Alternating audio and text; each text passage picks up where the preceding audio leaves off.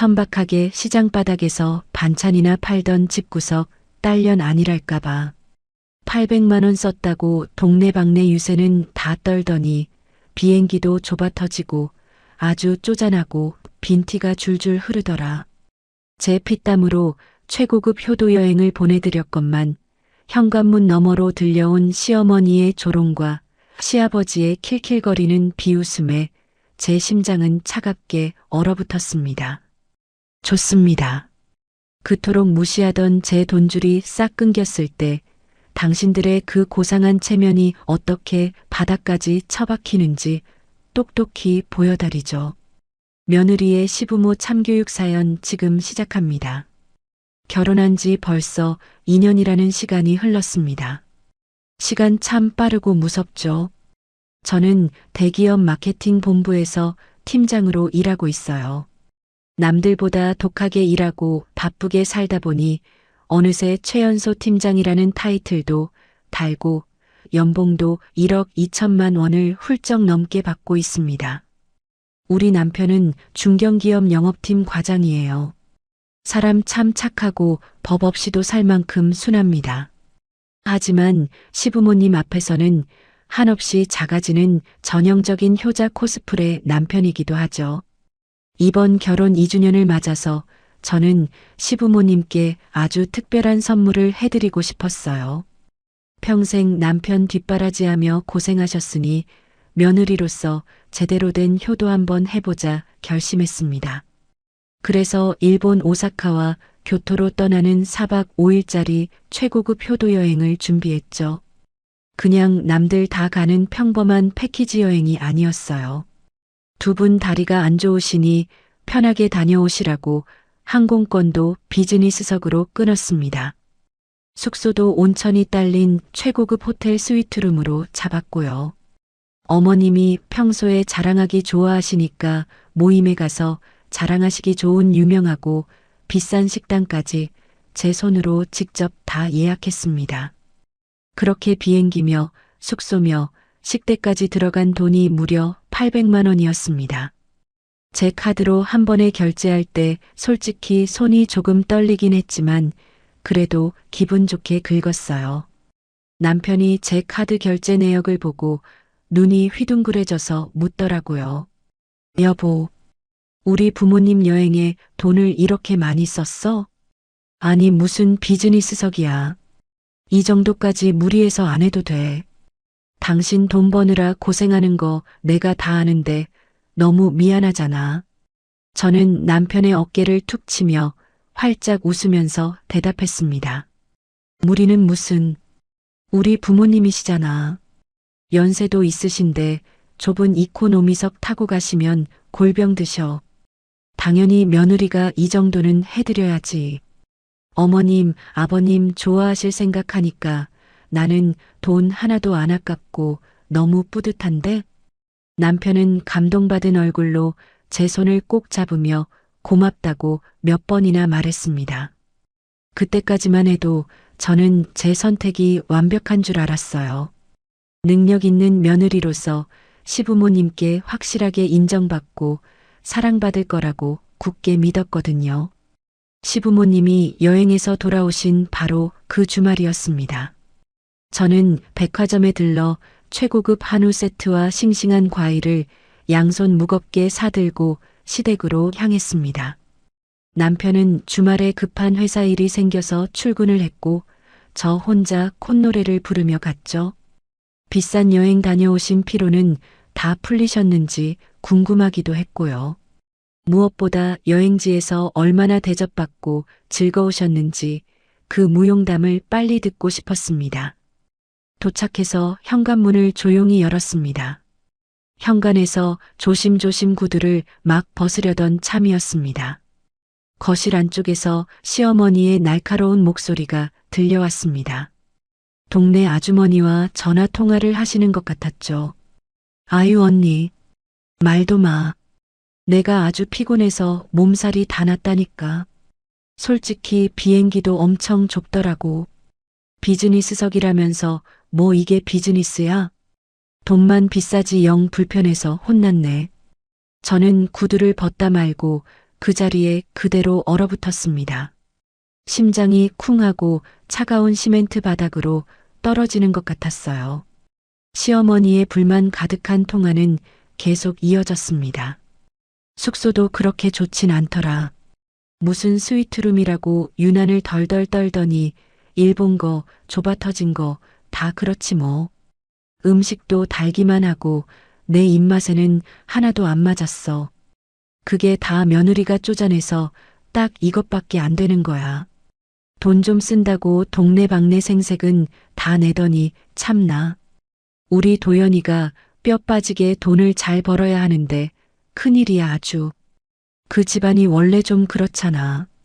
시장 바닥에서 반찬 가게나 하는 딸이 해봤자 어디까지 하겠어.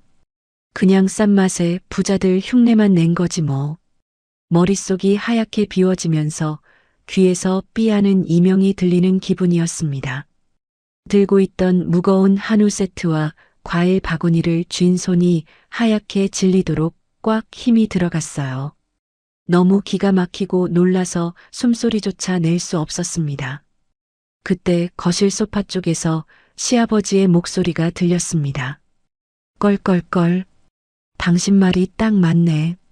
아이고, 그 짠순이 며느리가 돈 쓰려니 오죽 손이 떨렸겠어.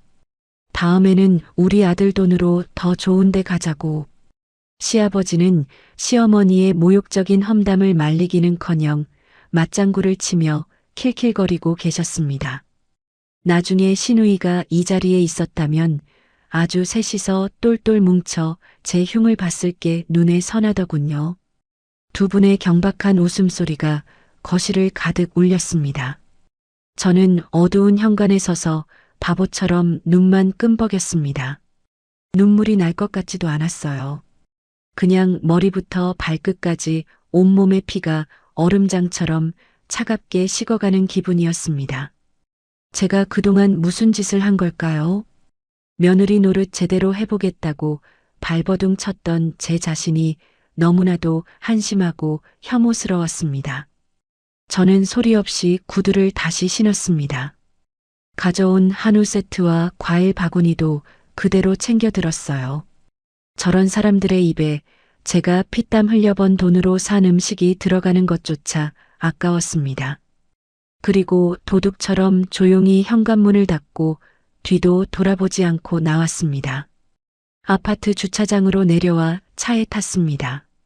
시동도 켜지 않은 채 차가운 핸들을 두 손으로 꽉 잡고 앉아 있었습니다. 어두운 차 안에서 10분 동안 아무런 미동도 없이 앞만 멍하니 바라보았어요. 배신감이라는 가벼운 단어로는 도저히 설명이 부족했습니다. 너무 억울하고 비참해서 가슴이 갈기갈기 찢어지는 것 같았습니다. 800만 원이라는 큰 돈을 허공에 날린 것보다 제 순수한 진심이 짓밟힌 게 더 참을 수 없었어요.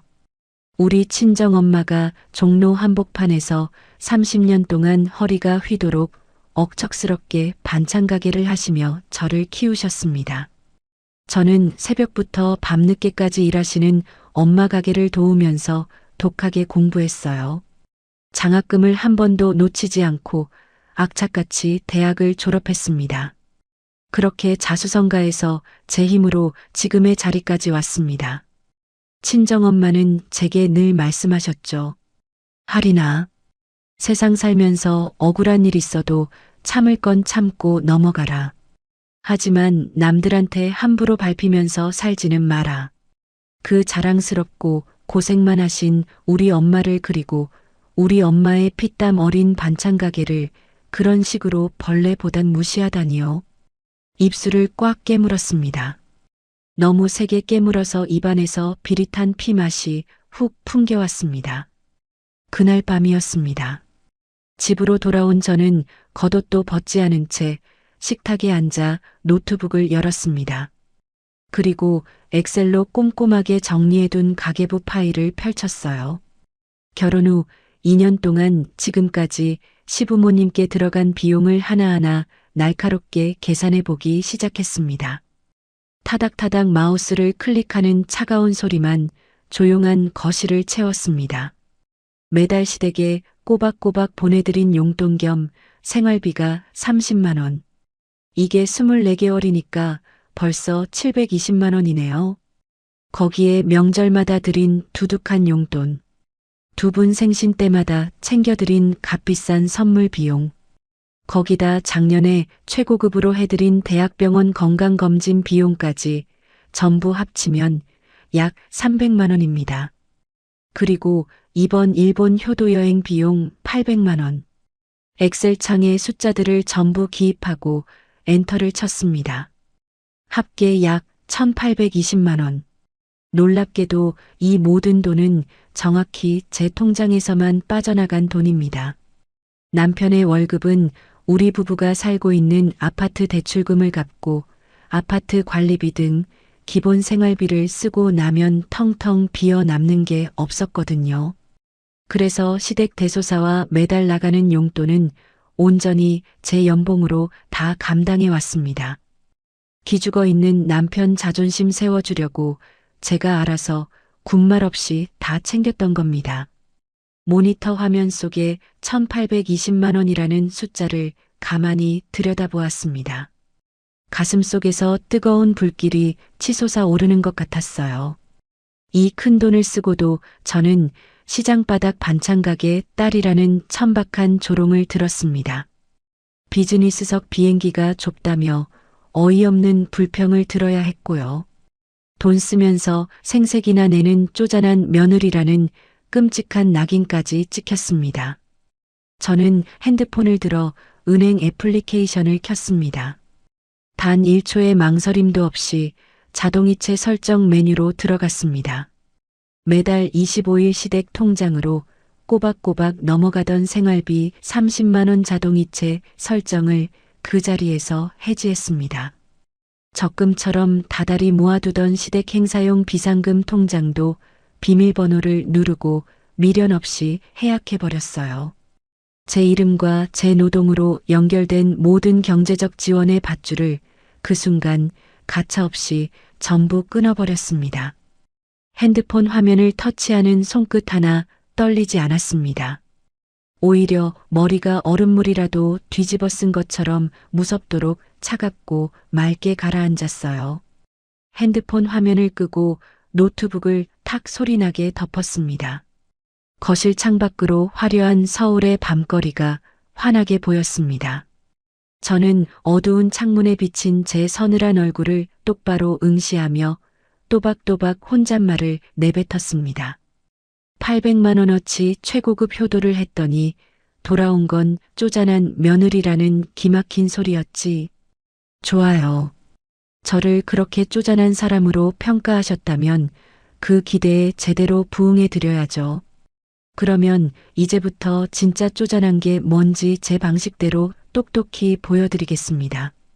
일주일이라는 시간이 정말 쏜살같이 지나갔습니다.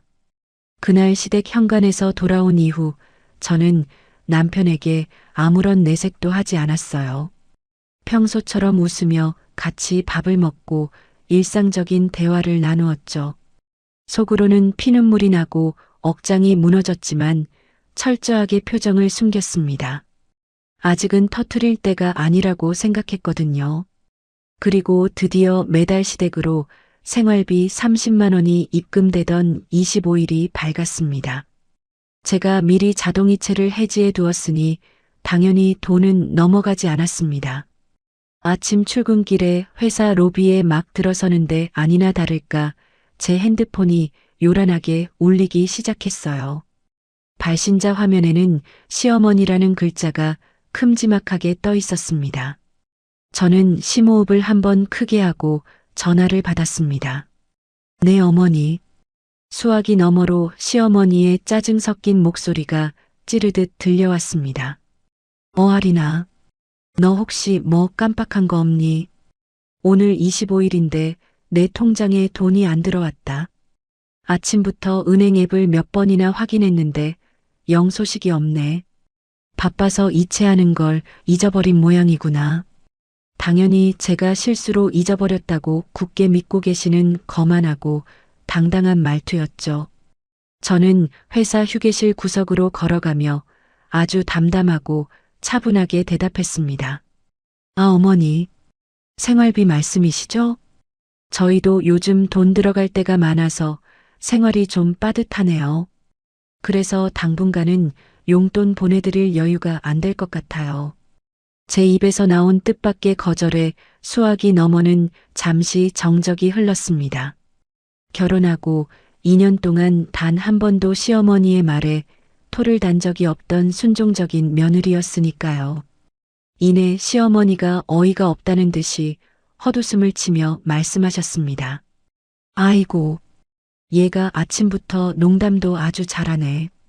네 연봉이 얼만데 빠듯하다는 소리가 나와. 우리 도연이도 과장 달아서 월급 제법 받잖아. 쓸데없는 소리 하지 말고 빨리 돈이나 보내라. 오늘 오후에 모임 있어서 회비 내야 한단 말이다. 끝까지 저를 윽박지르고 당연하다는 듯 돈을 내놓으라고 요구하는 목소리였습니다. 그 말에 제 마음속에 남아있던 마지막 한 줌의 정마저 싹 달아나 버리더군요. 저는 한치의 흔들림도 없는 서늘한 목소리로 쐐기를 박았습니다. 농담 아니에요, 어머니. 저 진심입니다. 앞으로는 생활비 못 보내드립니다. 출근 시간이라 바빠서 이만 끊을게요. 뭐? 아니, 얘가 지금 돌았나? 너 지금 시어미한테 무슨 말버릇. 저는 시어머니의 날카로운 고함 소리가 끝나기도 전에 미련 없이 통화 종료 버튼을 눌러버렸습니다. 심장이 쿵쾅거렸지만 동시에 명치 끝에 꽉 막혀있던 체증이 싹 내려가는 기분이 들었어요. 하지만 진짜 폭풍은 이제부터가 시작이었습니다. 오후에 반차를 내고 집에 일찍 돌아와 쉬고 있는데 남편이 허겁지겁 현관문을 열고 뛰어들어왔습니다. 얼굴은 잔뜩 붉어져 있었고 씩씩거리는 숨소리가 거실까지 들릴 정도였어요. 누가 봐도 단단히 화가 난 모습이었습니다. 남편은 구두도 대충 벗어 던지고 소파에 앉아 있는 저에게 성큼성큼 다가와 소리쳤습니다.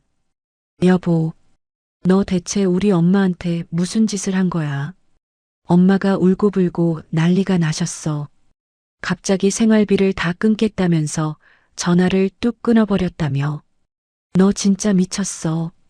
왜 갑자기 우리 부모님한테 행패를 부려? 남편의 입에서 행패라는 단어가 나오는 순간 제 입꼬리가 비틀리며 차가운 비웃음이 새어나왔습니다. 행패? 내가 내 돈 안 주겠다고 하는 게 행패야? 당신 월급은 전부 이 집 대출금이랑 생활비 관리비로 다 나가잖아. 그동안 부모님 용돈이며 명절 선물이며 건강검진이랑 이번 여행 비용까지 다 누구 돈으로 했지? 전부 내 통장에서 나갔어. 당신 부모님 호강시켜드린 거 다 내 피땀 흘린 돈이라고. 남편은 제 전곡을 찔린 말에 흠칫 놀라면서도 여전히 기를 죽이지 않고 큰 소리를 쳤습니다. 아니, 그건 맞는데. 그래도 며느리가 돼서 시어른한테 그렇게 예의 없이 구는 게 말이 돼? 아버지도 노발대발하셔서 당장 짐 싸서 우리 집으로 쳐들어오시겠다는 걸 내가 겨우 말렸어. 너 진짜 왜 이래? 당장 엄마한테 다시 전화해서 죄송하다고 사과하고 돈 보내. 평소 같으면 저도 불같이 화를 내며 언성을 높여 싸웠을 겁니다. 하지만 사람이 너무 기가 막히고 슬프면 분노조차 무섭도록 차분해진다는 걸 이번에 처음 알게 되었습니다. 저는 소파에서 천천히 일어나 안방으로 들어가 제 핸드폰을 가지고 나왔습니다. 그리고 씩씩거리는 남편 앞 탁자에 핸드폰을 탁 소리나게 내려놓았죠. 사과. 누가 누구한테 사과를 해야 하는지 당신이 직접 듣고 판단해. 저는 액정을 터치해 지난주 주말 시댁 현관에서 몰래 녹음했던 음성 파일을 재생했습니다. 사실 그날 현관에서 도망치듯 나오기 직전에 저는 본능적으로 주머니에 있던 핸드폰의 녹음 버튼을 눌렀거든요. 이 기막힌 억울함을 어떻게든 증거로 남겨야 한다는 생각 하나뿐이었습니다. 조용한 거실에 시어머니의 앙칼진 목소리가 생생하게 울려 퍼지기 시작했습니다. 비즈니스석이라면서 뭐 이게 비즈니스야. 며느리가 쪼잔해서 딱 이것밖에 안 되는 거야.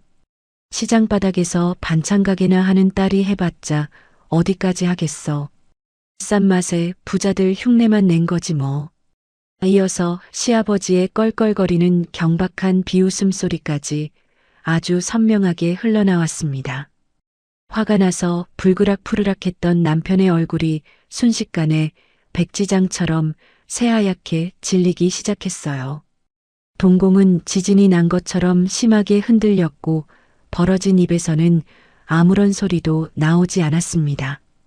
당당하게 저를 몰아세우던 기세는 온데간데 없이 사라지고 그 자리에 돌부처처럼 굳어버렸죠. 녹음이 끝나고 숨막히는 정적이 흐르는 거실에서 저는 남편의 눈을 아주 똑바로 쳐다보며 말했습니다. 똑똑히 들었어? 이게 당신 부모님이 나를 뒤에서 취급하는 방식이야. 내가 밤낮 없이 일해서 번 돈 800만 원으로 여행 보내드리고 돌아온 대가가 바로 이거라고. 평생 고생하신 우리 엄마 반찬 가게 무시당하고 쪼잔한 며느리 소리 듣는 거. 나 더 이상 이렇게 빙충 맞고 바보같이 안 살아. 남편은 마른 침을 꿀꺽 삼키며 더듬더듬 변명을 늘어놓기 시작했습니다. 여보, 이건 엄마가 동네 아줌마들 앞에서 그냥 허세 부리느라 말이 헛나오신 걸 거야. 진심은 절대 아니실 텐데. 내가 엄마한테 잘 말씀드릴게. 끝까지 제 상처를 보듬어 주기는커녕 자기 부모를 감싸고 변호하려는 남편의 나약한 모습에 구역질이 날 뻔했습니다. 마지막 남아있던 신락 같은 미련마저 바사삭 부서져 내리는 순간이었죠. 저는 거실 서랍을 열고 며칠 전부터 미리 뽑아두었던 하얀 종이 한 장을 꺼냈습니다. 그리고 남편의 가슴팍을 향해 획 내던져 버렸습니다. 종이가 팔랑거리며 남편의 발밑으로 툭 떨어졌어요. 이혼 신고서라는 굵고 선명한 글씨가 남편의 시선에 꽂혔습니다.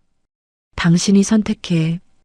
계속 그렇게 부모님 치맛자락 붙잡고 비겁하게 효자 노릇만 하고 싶으면 평생 그렇게 살아. 대신 내 돈이랑 내 희생은 이제 1원 한 푼도 없을 줄 알아. 만약 당신이 부모님 편에 서겠다면 나는 당장 오늘이라도 이 결혼 깔끔하게 정리할 준비되어 있어. 자신 없으면 당장 서류에 도장 찍어. 제 서늘하고 단호한 눈빛과 바닥에 널브러진 이혼 서류를 번갈아 보던 남편은 다리에 힘이 풀린 듯 소파에 털썩 주저앉았습니다. 두 손으로 머리를 감싸 쥐고 괴로운 듯 끙끙거리는 남편을 내려다보면서도 저는 일말의 동정심도 느끼지 않았습니다. 이제 엎질러진 물이고 조용한 전쟁은 막이 올랐습니다. 저를 얕잡아 본 사람들에게 제가 얼마나 독하고 무서운 사람인지 뼛속 깊이 새겨줄 작정이었습니다. 남편의 발밑에 이혼 서류를 내던진 지 며칠이 지났습니다. 집안에는 무거운 정적만 맴돌았고 남편은 제 눈치만 보며 안절부절 못했죠. 제가 정말로 짐을 싸서 당장 이 집을 나가버릴까봐 겁을 먹은 기색이 역력했습니다. 하지만 시댁의 반응은 제 예상보다 훨씬 더 빠르고 기가 막히게 뻔뻔했습니다. 생활비 입금이 끊긴 그 주말 아침부터 제 핸드폰이 불이 나게 울리기 시작했거든요. 화면에 뜨는 발신자 번호들을 보니 참 가관이었습니다. 큰어머니의 작은아버지 그리고 평소에는 연락 한 번 없던 시댁 친척 어른들까지 번갈아 가며 전화를 걸어오셨어요. 전화벨 소리만 들어도 그 사람들이 제게 무슨 막말을 쏟아낼지 안 봐도 비디오였습니다. 저는 울리는 전화를 단 한 통도 받지 않았습니다. 핸드폰을 아예 무음으로 돌려놓고 화면을 뒤집어 버렸죠. 그러자 이번에는 신우이가 참다 못해 아주 길고 험악한 문자를 떡하니 보내왔습니다. 새언니, 정말 이럴 거예요? 우리 엄마가 지금 얼마나 충격받고 쓰러져서 알아누우신 줄 알아요? 아무리 새언니가 돈을 잘 번다고 해도 그렇지 어떻게 시어른 돈줄을 딱 끊고 사람을 굶겨 죽이려고 해요. 돈 좀 번다고 시부모를 이렇게 대놓고 무시해도 되는 거예요? 지금 친척들한테 소문 다 나서 우리 집안 망신살이 아주 제대로 뻗쳤으니까 당장 사과하고 생활비부터 얌전히 보내요. 문자를 읽자마자 헛웃음이 픽 터져 나왔습니다. 돈줄을 끊고 시어머니를 굶겨 죽인다니요. 시어머니가 친척들한테 전화를 싹 돌려서 저를 천하의 폐륜 며느리로 포장해 소문을 퍼뜨린 게 틀림없었습니다. 본인이 제 뒤통수에 대고 얼마나 잔인한 막말을 쏟아냈는지는 쏙 빼놓고 말이죠. 정말이지 그 얄팍하고 이기적인 속내에 혀를 내두를 수밖에 없었습니다. 그날 저녁이었습니다. 거실 소파에 앉아 있는데 남편의 핸드폰이 요란하게 울렸습니다. 화면을 보니 시아버지였습니다. 남편이 흠칫 놀라며 조심스럽게 전화를 받자마자 수화기 너머로 고래고래 소리를 지르는 시아버지의 불호령이 거실까지 쩌렁쩌렁 울려 퍼졌습니다. 야, 이 칠칠 맞은 놈아. 너는 사내 자식으로 태어나서 마누라 하나 제대로 간수 못하고 휘둘리냐? 어디서 저런 표독스러운 걸 데리고 와서 내 어미를 이 꼴로 만들어. 당장 내 마누라 머리채라도 끌고 와서 우리 앞에 무릎 꿇리고 버릇을 단단히 고쳐놔. 안 그러면 너희 둘 다 내 손에 죽을 줄 알아. 시아버지의 무시무시한 폭언에 남편은 얼굴이 하얗게 질려서 어쩔 줄을 몰라 했습니다. 아, 아버지. 그게 아니고요. 할인이가 지금 많이 화가 나서 그래요. 저도 어떻게 수습을 해야 할지 모르겠어요. 시끄럽다 이 등신 같은 놈아. 가장이라는 놈이 마누라 기에 눌려서 쩔쩔매고 앉아 있어. 내일 당장 마누라 앞세워서 본가로 튀어들어와. 남편은 땀을 뻘뻘 흘리며 전화를 끊고는 저를 원망스럽게 쳐다보았습니다.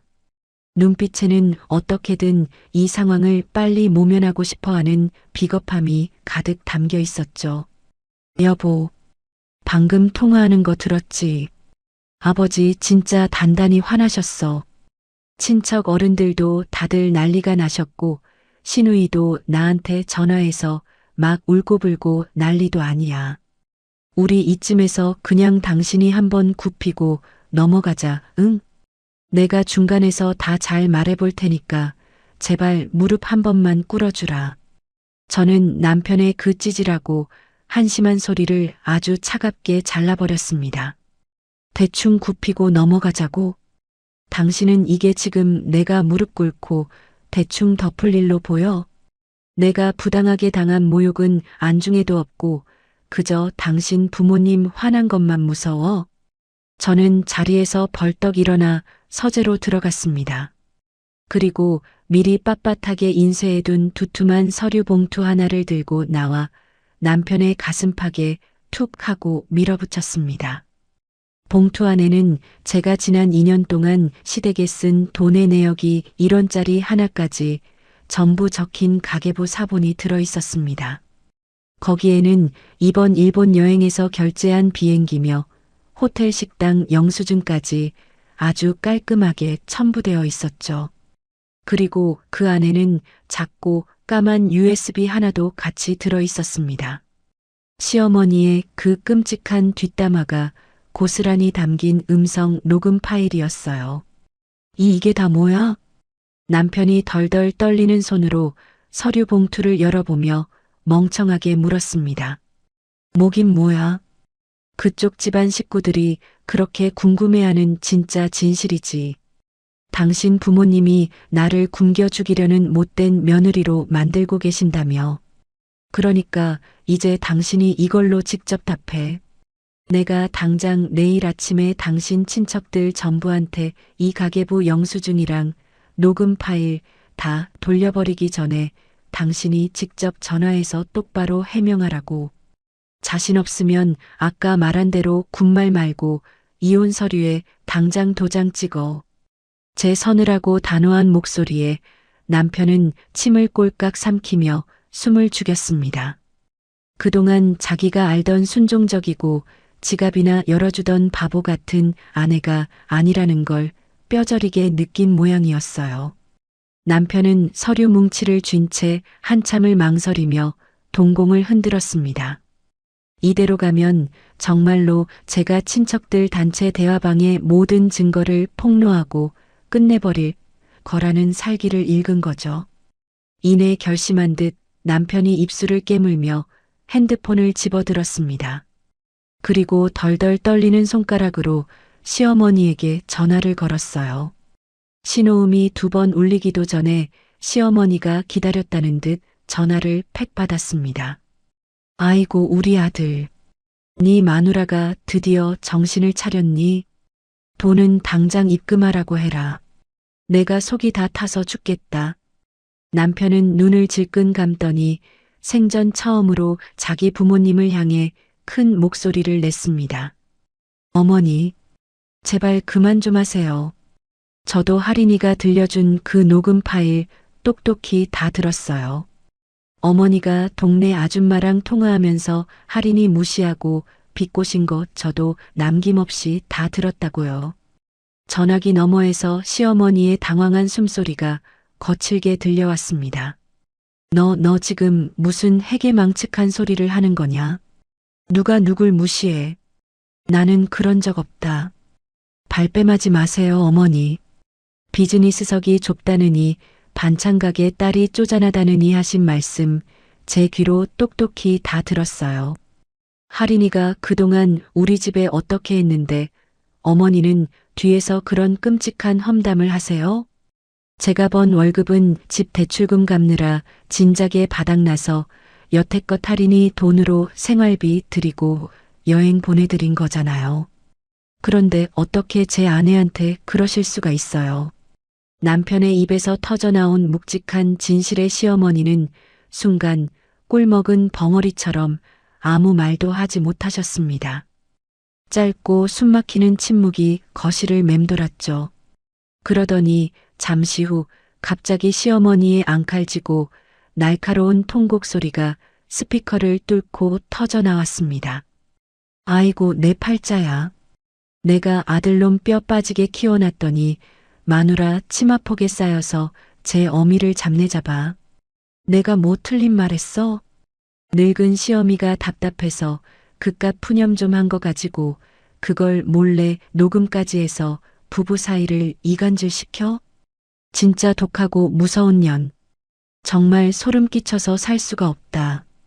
그래서 너는 지금 키워준 부모 버리고 그 여우 같은 마누라 편을 들겠다는 거냐? 끝까지 반성은커녕 저를 독한 년이라고 욕하며 억지를 부리는 시어머니의 적반하장에 저는 코웃음을 쳤습니다. 자기가 잘못한 건 전혀 모르고 오로지 들킨 것만 억울해하는 전형적인 이기주의자의 모습이었으니까요. 하지만 이번만큼은 남편도 더 이상 물러서지 않았습니다. 네, 저 무조건 할인이 편입니다. 어머니가 할인이한테 진심으로 엎드려 사과하시기 전까지는 저도 이 서류들 친척들한테 다 공개할 겁니다. 그리고 저도 앞으로 본가의 발길 딱 끊겠습니다. 아버지한테도 그렇게 전하세요. 남편은 핏대를 세우며 단호하게 말을 마치고는 전화를 뚝 끊어버렸습니다. 거칠게 숨을 몰아쉬는 남편의 넓은 어깨가 미세하게 떨리고 있었어요. 평생 부모님 그늘에 숨어서 착한 아들 행세만 하던 남편이 처음으로 알을 깨고 나와 자기 아내를 지키려 한순간이었습니다. 남편은 땀범벅이 된 얼굴로 저를 돌아보며 깊은 한숨을 내쉬었죠. 하지만 제 마음은 여전히 한겨울 얼음장처럼 차갑게 식어 있었습니다. 고작 남편의 전화 한 통으로 제가 받은 깊은 상처와 배신감이 마법처럼 아물 거라고 생각했다면 큰 오산이었으니까요. 남편이 시어머니에게 단호하게 전화를 끊어버린 그날 이후로 벌써 2달이라는 시간이 훌쩍 흘렀습니다. 계절이 바뀌는 동안 저희 집의 풍경은 아주 많이 달라졌어요. 남편은 마치 다른 사람이라도 된 것처럼 납작 엎드려서 제 눈치만 보고 지냈습니다. 퇴근하고 집에 오면 양복도 벗기 전에 앞치마부터 두르고 주방으로 달려가더군요. 설거지에 빨래에 청소까지 온갖 집안일을 혼자 도맡아 하면서 제 기분을 풀어주려고 안달이 났습니다. 어느 날 저녁이었습니다. 여보, 남편이 과일을 예쁘게 깎아 접시에 담아오더니 제 옆에 조심스럽게 앉았습니다. 나 오늘 화장실 물때 청소까지 싹 다 해놨어. 당신 회사 일하느라 피곤할 텐데 이리 와봐. 내가 다리 좀 주물러 줄게. 저는 텔레비전에 시선을 고정한 채 차갑게 대답했습니다. 됐어. 피곤하니까 그냥 놔둬. 제 단호한 거절에 남편은 시무룩한 표정으로 꼬리를 내린 강아지처럼 옆에 가만히 앉아 있었습니다. 사실 저는 남편의 이런 눈물겨운 노력에도 조금도 마음이 흔들리지 않았습니다. 한번 깨진 신뢰와 상처는 그렇게 쉽게 덮어지는 게 아니니까요. 오히려 제 머릿속은 온통 시댁 생각뿐이었습니다. 제가 생활비와 용돈을 완전히 끊어버린 지 2달째. 아마 지금쯤 시댁은 돈 가뭄에 시달리며 매일같이 곡소리가 나고 있을 게 안 봐도 비디오였거든요. 제 예상은 한치도 틀리지 않았습니다. 그날 밤 거실에 앉아 있는데 탁자 위에 올려둔 남편의 핸드폰이 요란하게 울기 시작했습니다. 화면을 힐끗 보니 신우이라는 글자가 선명하게 반짝거리고 있었어요. 남편은 화들짝 놀라며 제 눈치를 슬금슬금 보더니 전화를 받으러 베란다 쪽으로 가려고 했습니다. 저는 턱짓으로 남편의 핸드폰을 가리키며 차갑게 말했습니다. 거기 앉아서 받아. 스피커폰으로 켜고. 남편은 마른 침을 꿀꺽 삼키더니 순순히 제 말대로 스피커폰 버튼을 눌렀습니다. 전화가 연결되자마자 수화기 너머로 신우이의 짜증 가득한 목소리가 거실 전체에 울려 퍼졌습니다. 오빠, 나 진짜 미치겠어. 집구석 돌아가는 꼴이 아주 말이 아니야. 엄마 아빠 2분이 매일같이 돈통 붙잡고 싸우시는데 내가 중간에서 스트레스 받아 죽을 지경이라고. 신우이의 요란한 호들갑에 남편이 미간을 찌푸리며 조용히 타이르듯 말했습니다. 아, 내가 당분간 조용히 지내라고 했지. 도대체 또 무슨 일인데 난리야. 무슨 일은 무슨 일이야. 새언니가 돈을 싹 다 끊어버렸잖아. 아빠는 오늘 등산 모임 가셔야 하는데 뒤풀이에서 파전이랑 막걸리 살 돈이 없다고 엄마한테 고래고래 소리를 지르시는 거야. 가장 체면 다 구겨지게 생겼다면서 쌈짓돈 내놓으라고 난리를 치셨어. 엄마도 홧김에 내가 무슨 돈이 나오는 기계냐면서 2분이 아주 살림살이를 다 집어던지고 싸우셨다니까. 저는 소파에 편하게 기대앉아 팔짱을 낀 채 그 이야기를 잠자코 듣고 있었습니다. 입가에는 저도 모르게 서늘한 미소가 번지고 있었죠. 그리고 더 불쌍한 건 엄마야. 엄마 오늘 동네 아줌마들 모임 나갔다가 아주 망신이란 망신은 톡톡히 당하고 오셨어. 내가 속상해서 진짜 눈물이 다 난다니까. 신우이의 말에 따르면 상황은 이랬습니다. 시어머니는 며칠 전 동네 모임에 나갔는데 회비를 낼 돈이 없어서 차일피일 미루고 계셨던 모양입니다. 그걸 본 모임 아줌마들이 대놓고 시어머니에게 핀잔을 주었다고 해요. 그 아줌마들은 바로 시어머니가 제 험담을 늘어놓을 때마다 옆에서 맞장구를 쳐주던 사람들이었습니다. 아니 순자야, 너 요즘 주머니 사정이 왜 그래? 그 잘난 대기업 다니는 며느리가 웬일로 용돈을 안 준대니. 맨날 며느리 돈으로 밥 사고 커피 사고 유세를 부리더니 오늘은 왜 이렇게 조용해? 시어머니는 당황해서 얼굴이 붉어지며 허둥지둥 변명을 늘어놓으셨다고 합니다. 아휴, 우리 며느리가 돈을 안 주는 게 아니라 요즘 우리 부부가 노후 준비한다고 돈을 좀 아껴 쓰기로 했거든. 그래서 내가 당분간은 회비 내기가 좀 부담스럽다고 한 거야. 하지만 눈치 빠른 아줌마들이 그 어설픈 거짓말에 속아 넘어갈 리가 없었죠. 가장 이빠른 소리를 잘하는 앞집 최 씨 아주머니가 시어머니의 정곡을 제대로 찔러버렸다는 겁니다. 야, 순자야. 솔직히 바른 대로 말해봐. 너 며느리한테 무슨 큰 잘못을 단단히 했지. 그 똑 부러지는 며느리가 아무 이유 없이 갑자기 돈줄을 끊을 리가 없잖아. 너 저번에 며느리가 800만 원짜리 일본 여행 보내줬을 때도 비즈니스석이 좁네 어쩌네 하면서 우리한테 엄청 흉봤었잖아. 혹시 그거 며느리 귀에 들어간 거 아니야? 세상에 800만 원어치 여행 보내주는 며느리가 어디 있다고 그 복을 제 발로 뻥 차버리니? 너 진짜 며느리한테 미운 털 박힌 거 맞지? 그 말에 시어머니는 아무런 대꾸도 하지 못하고 입만 뻐끔거리셨다고 합니다. 본인이 제 흉을 보았던 모임에서 오히려 본인의 행동이 부메랑이 되어 날아와 꽂힌 셈이죠. 평소 같으면 큰 소리를 치며 화를 내셨을 시어머니가 얼굴이 새빨개져서는 모임 중간에 가방을 챙겨 도망치듯 빠져나오셨다는 겁니다. 오빠가 들어도 언니 진짜 너무한 거 아니야. 아무리 화가 났어도 그렇지.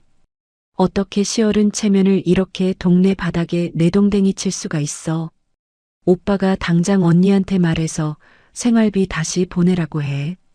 신우이의 철없는 징징거림이 극에 달하자 참다 못한 남편이 버럭 소리를 질렀습니다. 야, 이 기집애야. 입 안 닥쳐. 그게 왜 할인이 탓이야. 다 엄마가 자초하신 일이지. 할인이가 뼈 빠지게 벌어온 돈으로 호강할 때는 고마운 줄도 모르고 뒤에서 호박씨나 까더니 이제 와서 누구 탓을 해. 아버지도 마찬가지야. 아들 며느리 돈으로 친구들한테 막걸리 쏘면서 생색낼 때는 좋으셨겠지. 이제 본인들 돈으로 사시라고 해. 앞으로 한 번만 더 돈 얘기로 전화하면 너도 내 손에 죽을 줄 알아. 남편은 화를 주체하지 못하고 신경질적으로 통화 종료 버튼을 꾹 눌러버렸습니다. 거실에는 다시 무거운 정적이 내려앉았습니다. 남편은 제 눈치를 살피며 안절부절 못했지만 저는 아주 평온한 얼굴로 자리에서 일어났습니다. 주방으로 걸어가 따뜻한 허브티를 한 잔 타서 식탁에 앉았어요. 따뜻한 찻잔을 두 손으로 감싸 쥐고 향기를 맡으며 저는 조용히 속으로 미소를 지었습니다. 그동안 제가 매달 보내드리던 30만 원의 생활비와 철마다 챙겨드리던 두둑한 용돈. 시댁 식구들은 그 돈을 너무나도 당연한 본인들의 권리라고 착각하고 살았습니다. 마치 화수분처럼 며느리 주머니에서 평생 마르지 않고 솟아나는 샘물인 줄 알았겠죠. 하지만 그 돈은 단순한 지폐 몇 장이 아니었습니다. 시부모님이 동네에서 길을 펴고 살 수 있게 만들어준 든든한 배경이었고 알량한 자존심을 세워주던 무기였어요. 그 무기가 제 손에 의해 순식간에 사라지자 그들의 우아했던 노후 생활은 거짓말처럼 무너져 내린 겁니다. 돈의 무게라는 것이 이토록 무섭고 치명적이라는 걸 그들은 이제야 뼈저리게 느끼고 있을 테죠. 저를 쪼잔한 며느리라고 비웃었던 대가가 얼마나 쓰디쓴지 말입니다. 저는 창밖의 야경을 바라보며 허브티를 아주 달게 마셨습니다. 마음속 깊은 곳에서부터 묵은 체증이 뻥 뚫리는 듯한 통쾌함이 밀려오고 있었습니다. 시댁의 발길을 끊고 경제적 지원을 멈춘 지 어느덧 석 달째로 접어들었습니다. 제 마음은 그 어느 때보다 평온하고 홀가분했죠. 주말마다 시댁에 가서 시어머니 눈치를 보던 그 아까운 시간에 저는 온전히 제 자신에게만 집중하기 시작했습니다. 마침 회사에서 제 능력을 제대로 증명할 수 있는 아주 중요한 기회가 찾아왔어요. 우리 회사 창립 이래 가장 규모가 큰 신규 프리미엄 브랜드 론칭 프로젝트였습니다. 회사에 사활이 걸린 일이라 다들 부담스러워하며 눈치만 보고 있었죠. 그런데 대표님은 그 막중한 프로젝트의 총괄 책임자 자리에 최연소 팀장인 저를 파격적으로 임명하셨습니다.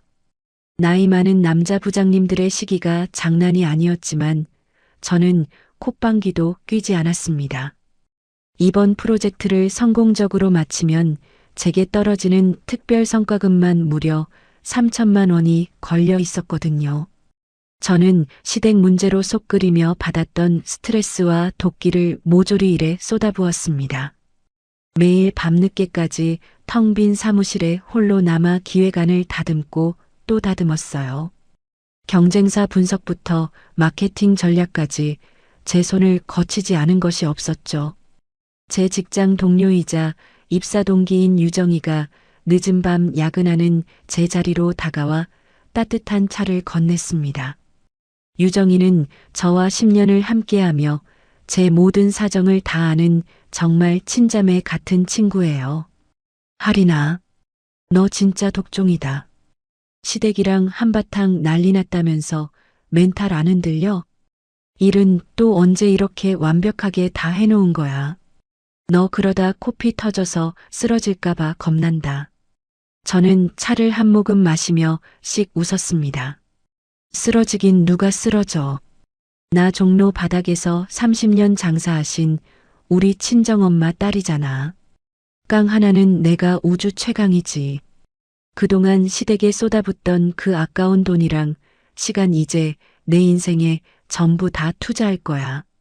이번 프로젝트 무조건 성공시켜서 성과급 3천만 원 내 통장에 꽂히는 거 똑똑히 보여줄게. 유정이는 제 어깨를 주물러주며 환하게 웃어주었습니다. 그래. 역시 내 친구 장아린 멋지다. 너 시댁 식구들한테 복수하는 최고의 방법이 뭔지 알아? 네가 보란 듯이 더 잘 나가고 더 부자가 되는 거야. 유정이의 말은 정확히 제 심장을 찌르는 정답이었습니다. 그래서 저는 회사 일뿐만 아니라 재테크에도 미친 듯이 매달렸어요. 시댁에 밑 빠진 독에 물 붓기식으로 퍼주던 생활비와 용돈이 굳으니 제 수중에 돈이 고스란히 쌓이기 시작하더군요.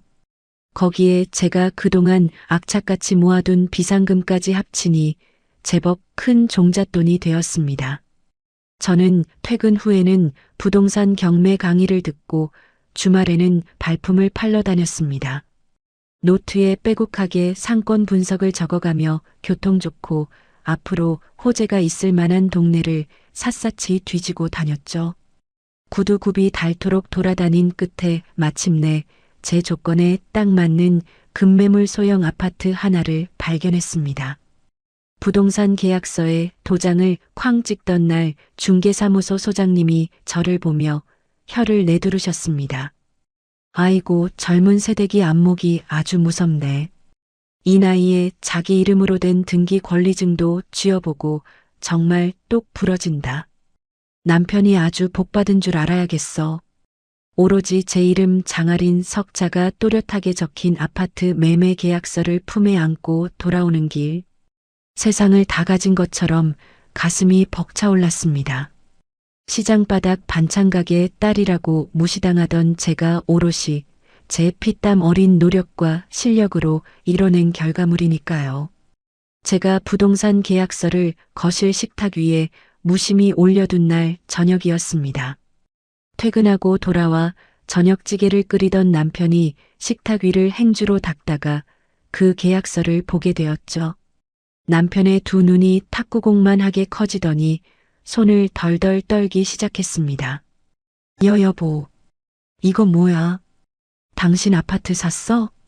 저는 소파에 앉아 화장을 지우며 거울 너머로 덤덤하게 대답했습니다. 응. 그동안 당신 집안 식구들 체면 세워주느라 퍼주던 돈 안 쓰고 꼬박꼬박 모았더니 금방 아파트 한 채 살 돈이 되더라. 내 돈으로 내가 내 미래 위해서 산 거니까 당신은 신경 쓸 거 없어. 만지지 말고 제자리에 둬. 남편은 꿀먹은 벙어리처럼 입을 다물지 못하고 계약서와 제 얼굴을 번갈아 쳐다보았습니다. 그동안 남편은 속으로 제가 시댁과 인연을 끊고 얼마나 버틸지 내심 얕잡아 봤을지도 모릅니다.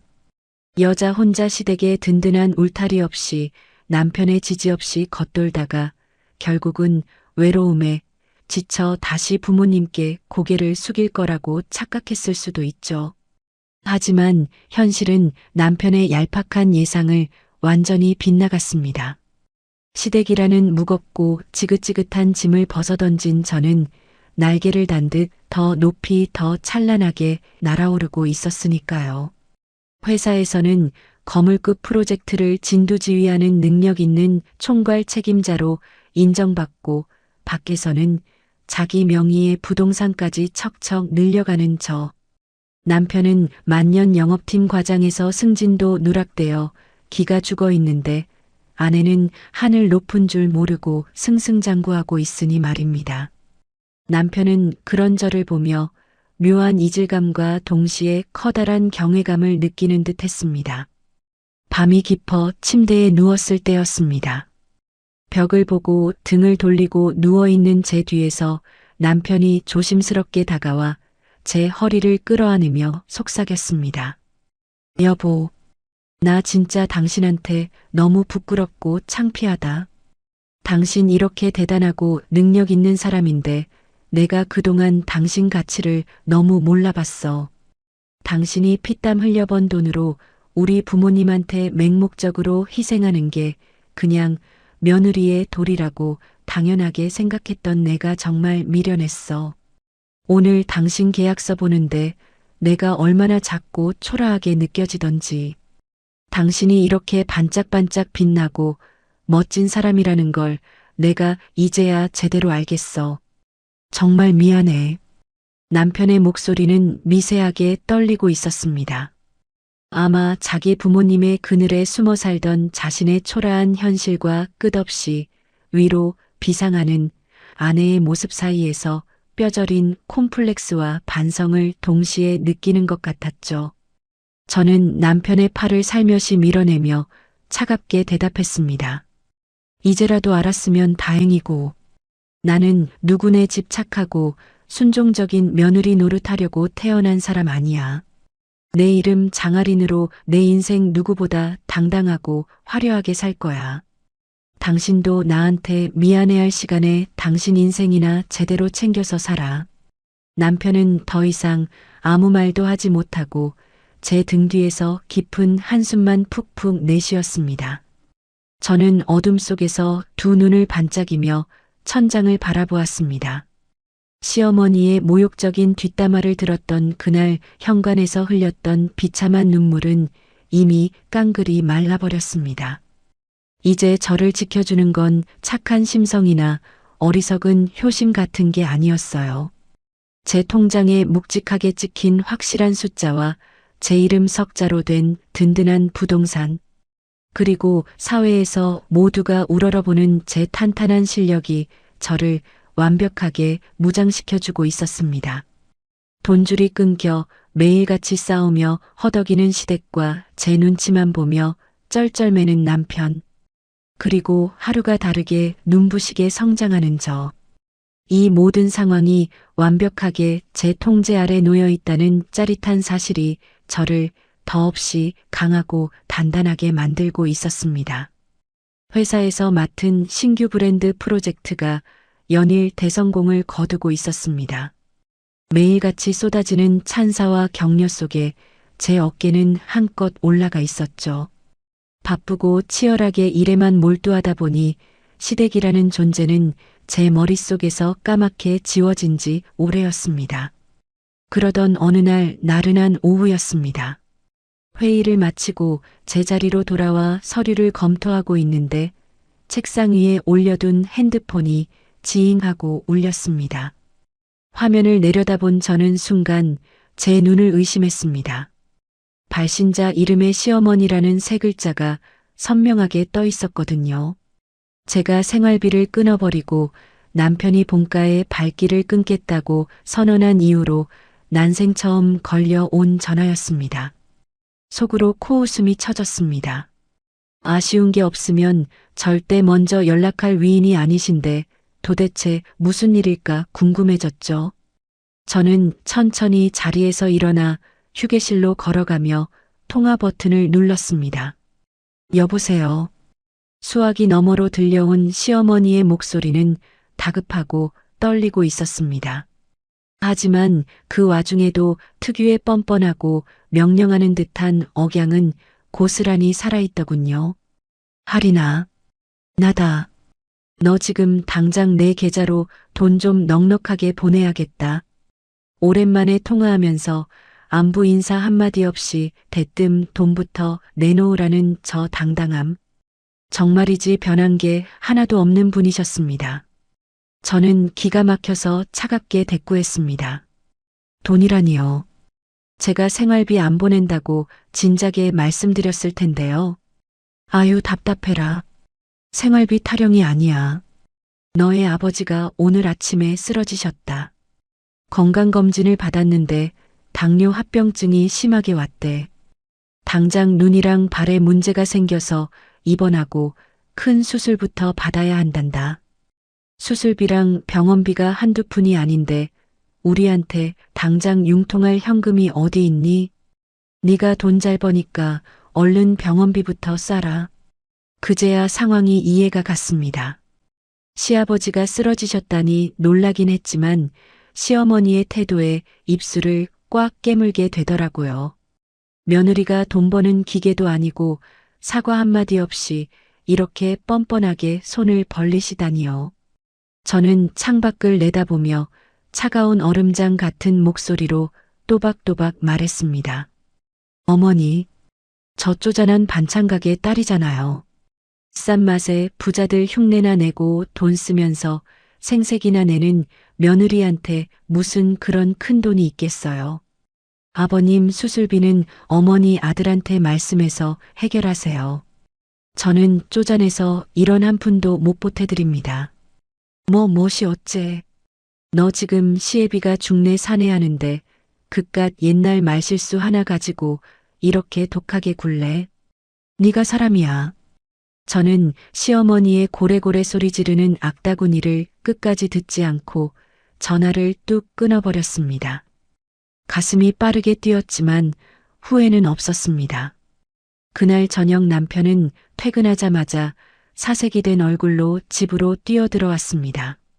넥타이도 다 풀어 헤쳐진 채로 거실 바닥에 털썩 주저앉아 머리를 감싸쥐더군요. 여보, 혹시 들었어? 아버지 당뇨 합병증으로 오늘 대학병원에 입원하셨어. 당장 내일 모레 수술 들어가야 하는데 수술비랑 입원비가 수백만 원이래.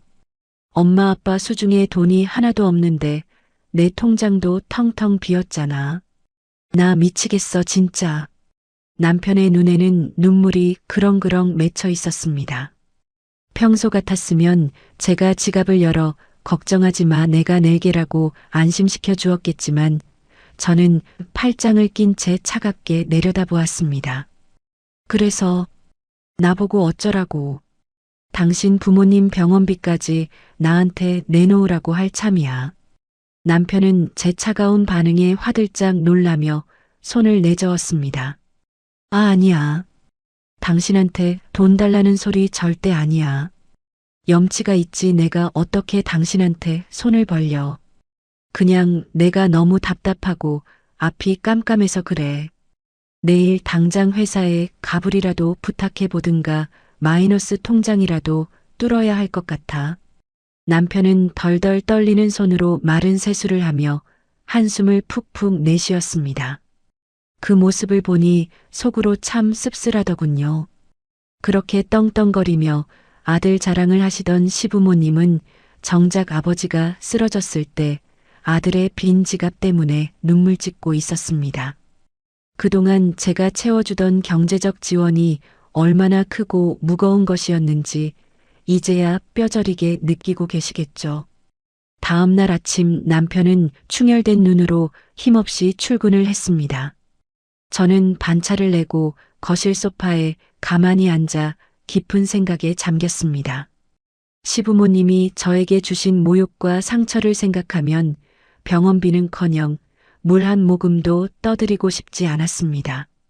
하지만 사람 목숨이 달린 문제였습니다.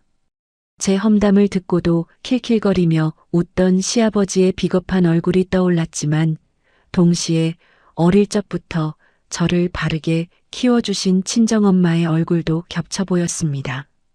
할인아, 싸우더라도 사람의 도리는 저버리지 마라.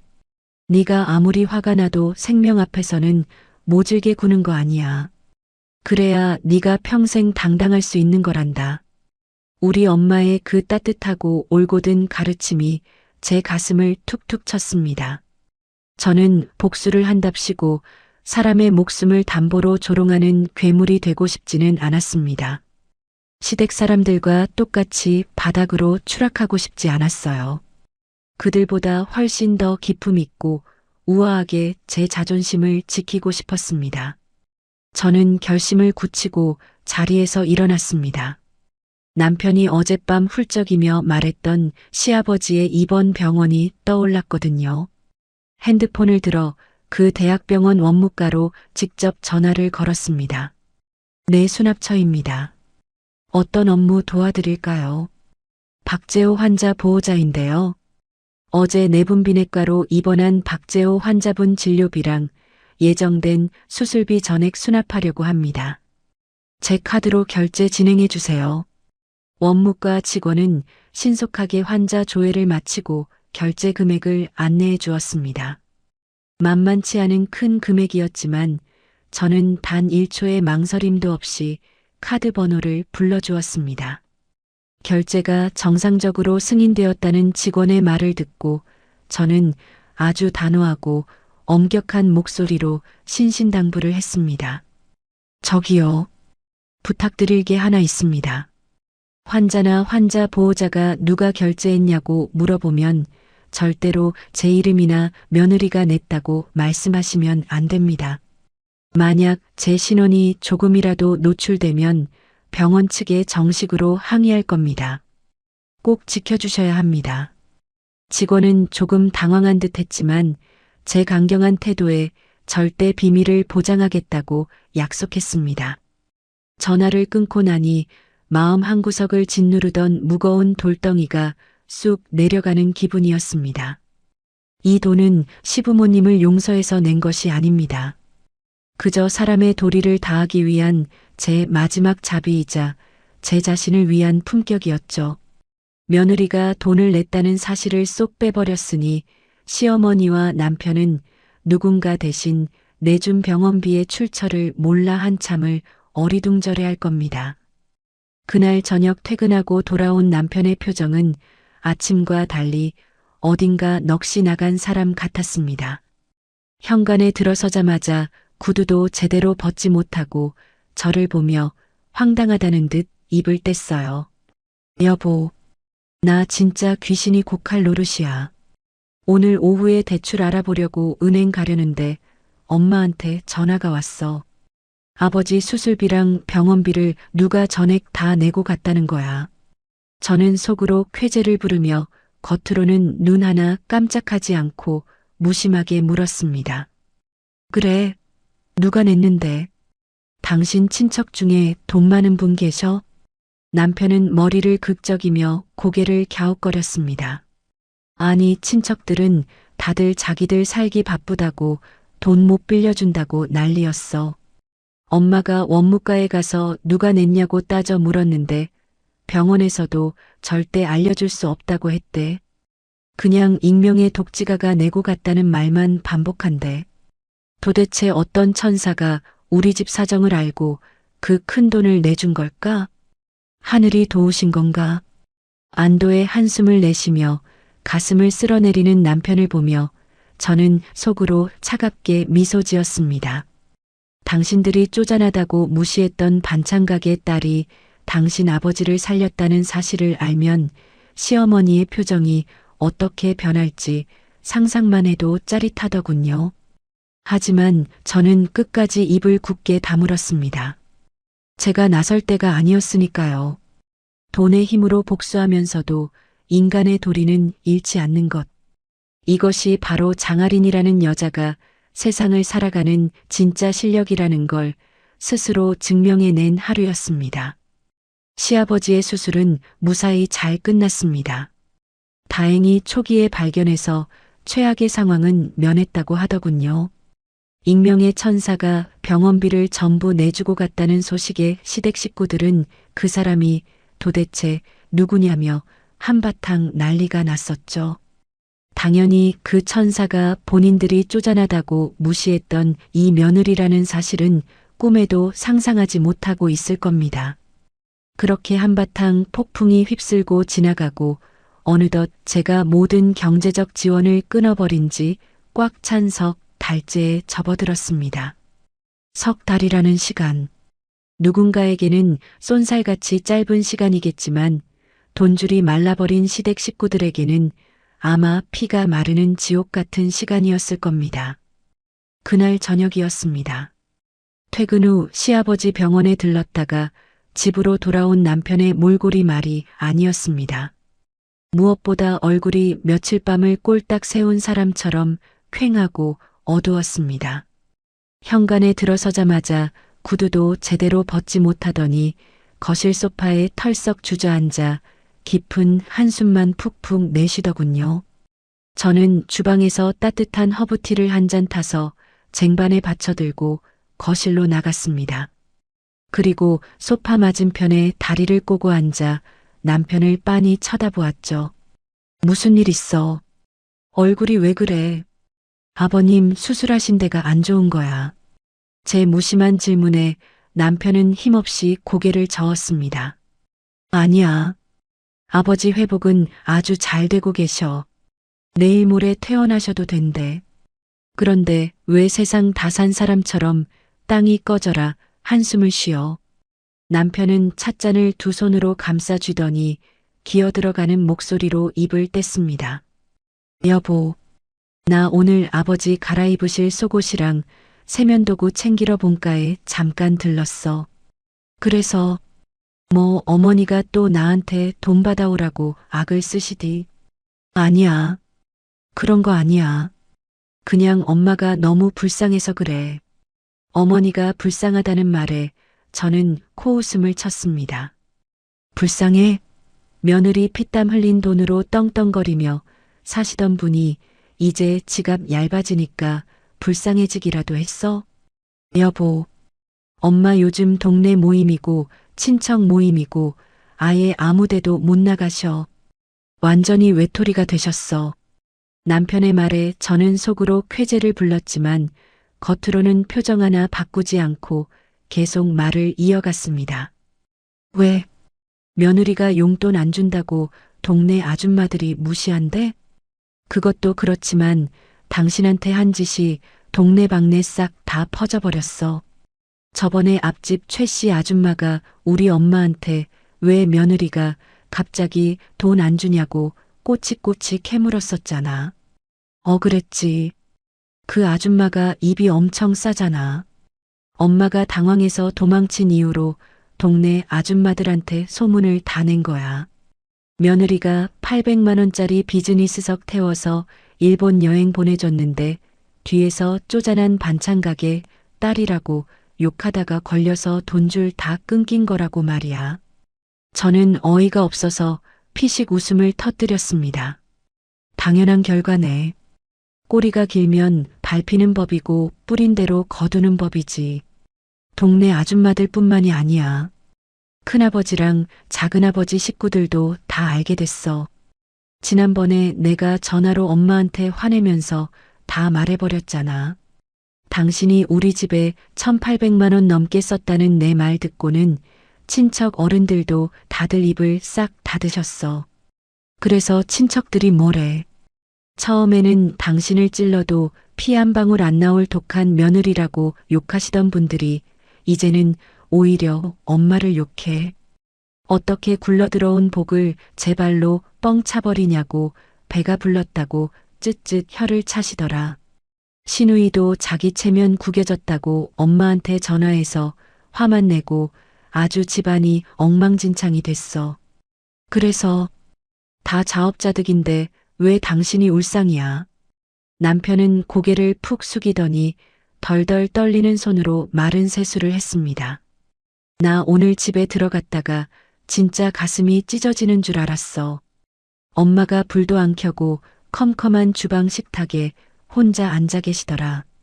병원 식당 밥이 맛없어서 집에서 드셨나 보지. 글쎄, 가스레인지에 양은 냄비 하나 덜렁 올려놓고 혼자 라면을 드시고 계시더라고.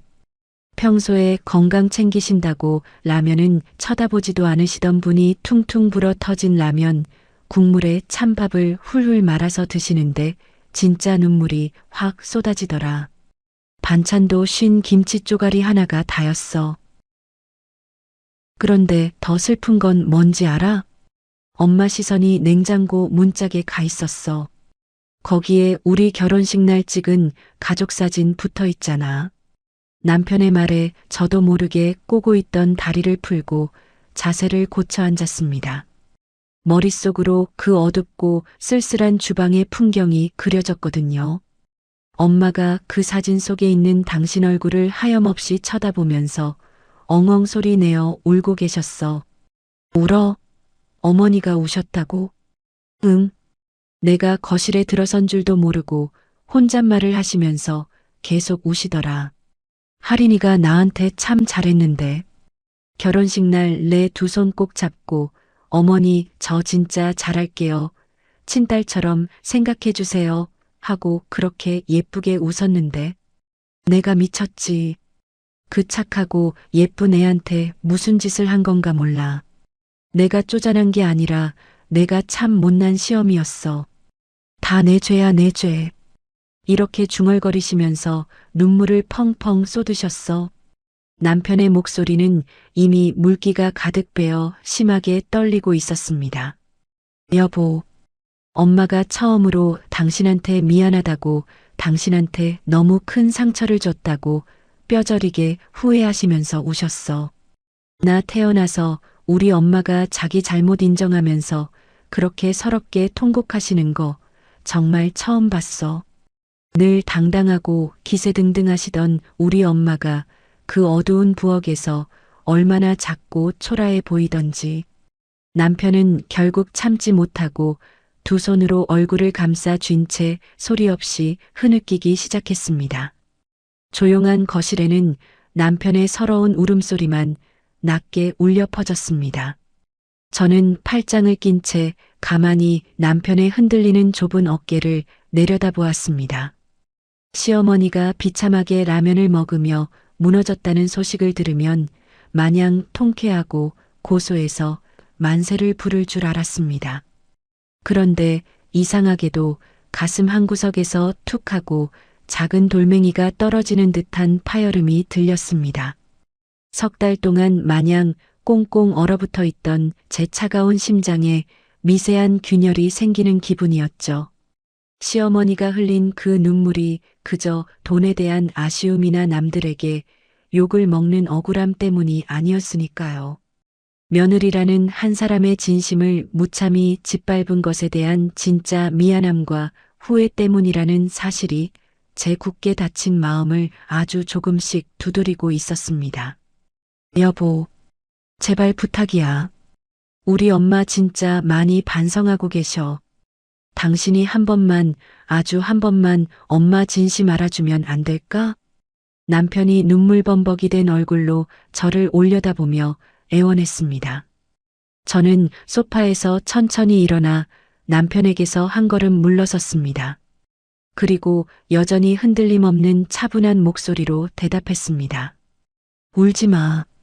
당신이 그렇게 짠하게 운다고 해서 당장 내일 내가 아버님 병문안을 가거나 어머니를 덥석 용서하는 일은 절대로 없을 테니까. 할인아, 대신 어머니가 진짜로 후회하고 반성하고 있다는 거, 그거 하나는 내 머릿속에 제대로 입력해 둘게. 시어머니의 그 하늘을 찌를 듯 높고 오만했던 자존심의 탑이 드디어 바닥까지 와르르 무너져 내렸습니다. 사람들은 영원히 자기 잘못을 모를 줄 알았는데 완벽한 고립과 철저한 외로움 속에서 비로소 진실의 거울을 마주하게 된 겁니다. 하지만 저는 절대로 섣불리 먼저 다가가 마음을 열지 않을 작정입니다. 진정한 사과와 용서라는 건 뒤에서 아들 몰래 혼자 흘리는 씁쓸한 눈물로 끝나는 게 아니니까요. 직접 제 두 눈을 똑바로 보고 자존심을 온전히 내려놓고 무릎을 낮추는 엄청난 용기가 필요한 법입니다. 과연 시어머니가 그 알량한 체면을 완전히 벗어 던지고 제 앞에 직접 나타나실 수 있을지. 저는 조금 더 우아하고 차분하게 이 조용한 전쟁의 끝을 기다려보기로 했습니다. 시아버지가 무사히 퇴원하시고 집으로 돌아가신 지 며칠이 지났습니다. 그동안 남편은 제 옆에서 아주 교묘하게 줄타기를 하고 있었어요. 말로는 무조건 제 편이라고 하면서도 틈만 나면 불쌍한 시어머니 이야기를 꺼내며 제 동정심을 유발하려고 애를 썼죠.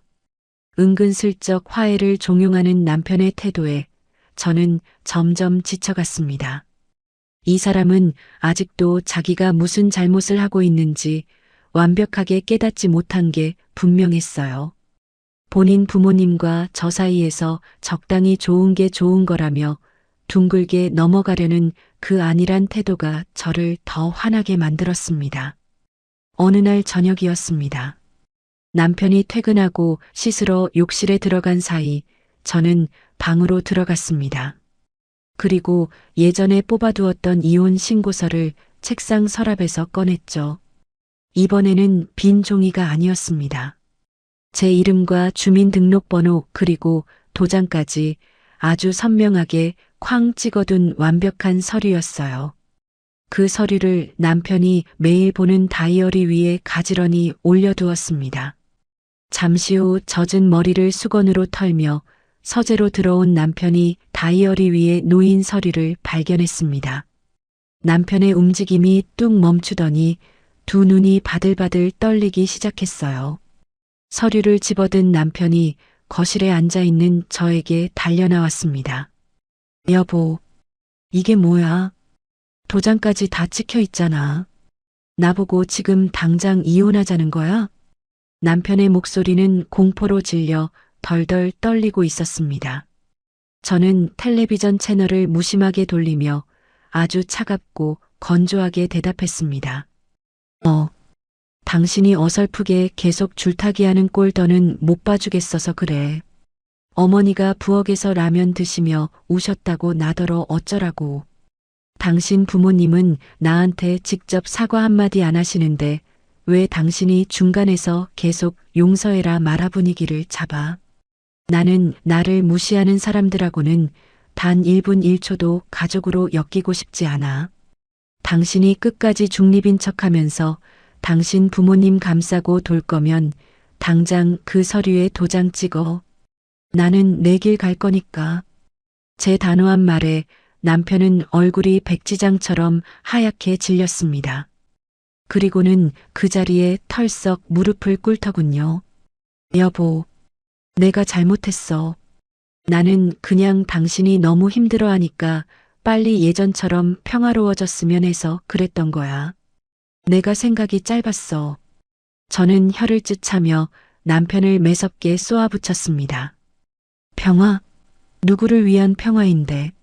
나한테 모욕을 준 사람들은 아직도 자존심 챙기느라 뒤에 꽁꽁 숨어 있는데 왜 나 혼자 상처를 덮고 평화로운 척 연기를 해야 해?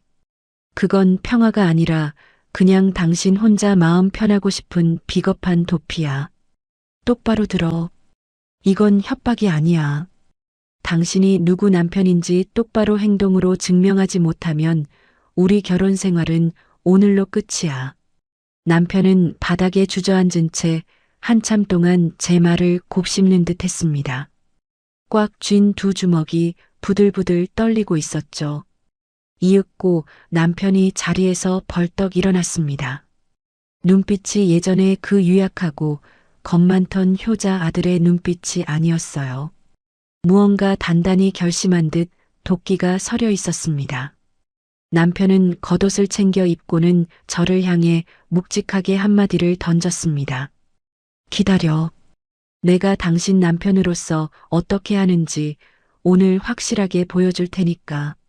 남편은 현관문을 쾅 닫고 밖으로 나갔습니다. 거실에 혼자 남은 저는 차가운 물을 한 잔 마시며 가만히 숨을 고르고 있었죠. 1시간쯤 지났을까요? 탁자 위에 올려둔 제 핸드폰이 진동하며 울리기 시작했습니다. 발신자는 남편이었습니다. 통화 버튼을 눌렀지만 수화기 너머에서는 남편의 목소리 대신 아주 익숙한 사람들의 고함 소리가 들려왔습니다. 남편이 시댁에 도착해서 제게 몰래 전화를 걸어둔 채 주머니에 핸드폰을 넣어둔 게 분명했습니다. 저는 숨을 죽이고 귀를 쫑긋 세웠습니다. 너 이놈의 자식. 애비가 퇴원하고 집에 왔는데 콧배기도 안 비치더니 이제야 기어들어와. 내 마누라는 대체 어디서 뭘 하길래 시애비 수술하는데 얼굴 한번 안 비쳐. 시아버지의 쩌렁쩌렁한 불호령이었습니다. 곧이어 시어머니의 앙칼진 목소리도 들려왔어요. 그래. 어디 잘난 대기업 팀장님께서 우리 같은 늙은이들 눈에 착이나 하시겠니? 돈 좀 번다고 유세는 다 떨더니 아주 싹수가 노랗다 노래. 아마도 아들이 오랜만에 혼자 찾아오니 두 분이 똘똘 뭉쳐서 또 제 욕을 시작하신 모양이었습니다. 하지만 이번에는 남편의 대응이 완전히 달랐습니다. 어머니 아버지, 제발 그 입 좀 다무세요. 두 분 진짜 아직도 정신 못 차리셨습니까? 그동안 부모님 앞에서 한 번도 큰 소리를 낸 적 없던 남편의 입에서 터져나온 사자 후에 시댁 거실은 찬물을 끼얹은 듯 조용해졌습니다. 너 방금 애비한테 입 다물라고 했냐? 네. 다무세요. 두 분이 할인이 욕할 자격이나 있으세요. 할인이가 지난 2년 동안 우리 집에 해드린 돈이 무려 1,800만 원입니다. 제 월급으로는 어림도 없는 돈을 제 아내가 밤낮 없이 뼈 빠지게 일해서 번 돈으로 다 감당했다고요. 생활비, 명절 용돈, 여행비까지 전부 다 할인이 통장에서 나간 겁니다. 그런데 돌아온 게 뭡니까? 반찬 가게 딸이라고 무시하고 쪼잔하다고 뒤에서 손가락질 하신 거잖아요. 시어머니가 당황해서 더듬더듬 변명을 하려는 소리가 들렸습니다. 아니, 그건 내가 그냥 모임에서 체면 좀 차리느라 말이 헛나온 거지. 내가 속마음이 그랬겠니? 거짓말하지 마세요. 어머니는 늘 할인이 직업이랑 집안 무시하셨잖아요. 그러면서 할인이가 주는 돈은 아주 당연하게 받아 챙기셨죠. 그리고 아버지, 며느리 욕하는 어머니 옆에서 같이 킬킬거리면서 맞장구 치신 거 제가 다 들었습니다. 가장으로서 부끄럽지도 않으세요. 남편의 거침없는 폭로의 수화기 너머에서는 거친 숨소리만 들려왔습니다. 아마 두 분 다 너무 큰 충격을 받아서 말문이 막히셨을 겁니다. 저 오늘 아주 단단히 결심하고 왔습니다. 저 이 시간부로 무조건 할인이 편입니다. 할인이가 이혼하자고 서류 내밀었는데 저 할인이 없으면 죽어도 못 삽니다. 두 분이 할인이한테 진심으로 사과하지 않으시면 저도 오늘부로 부모 자식 간의 인연 깔끔하게 끊겠습니다. 뭐 이놈아. 연을 끊어. 네가 마누라 치마폭에 미쳐서 아주 천륜을 저버리는구나. 천륜을 먼저 저버리신 건 두 분입니다. 제 아내 피눈물 흘리게 해놓고 저한테 효도를 바라지 마세요. 앞으로 제사고 명절이고 제 얼굴 보실 생각 마십시오. 이게 제 마지막 인사입니다. 쾅 하는 문 닫히는 소리가 거칠게 울려 퍼졌습니다. 그리고 뒤이어 시어머니가 아이고 내 팔자야 하며 바닥을 치며 통곡하시는 소리가 아득하게 들려왔어요. 잠시 후 툭 하는 소리와 함께 통화가 끊어졌습니다. 저는 소파에 기대 앉은 채 조용히 두 눈을 감았습니다. 꽉 쥐고 있던 주먹에 스르르 힘이 풀리더군요. 항상 부모님 말씀에 고개만 끄덕이며 쩔쩔매던 남편이 드디어 아주 단단한 알을 깨고 밖으로 나온 겁니다. 자신의 알량한 효도 코스프레를 집어 던지고 온전한 내 남편 내 보호자로 각성하는 그 순간을 귀로 확인하고 나니 가슴속이 후련해졌습니다. 아들의 단호한 절연 선언을 듣고 덩그러니 남겨진 시부모님의 그 황망한 얼굴이 눈앞에 선명하게 그려졌습니다. 돈도 잃고 며느리도 잃고 이제는 하늘처럼 믿었던 아들마저 등 돌려버린 완벽한 고립. 그 잔인한 현실 속에서 시어머니는 과연 어떤 선택을 하시게 될까요? 저는 식탁으로 걸어가 남편이 돌아오면 함께 마실 시원한 맥주 2캔을 냉장고에서 꺼냈습니다. 남편이 돌아오면 오늘 밤은 제법 길고 깊은 대화를 나눌 수 있을 것 같았거든요. 폭풍이 한바탕 휩쓸고 지나간 자리는 오히려 무섭도록 고요했어요.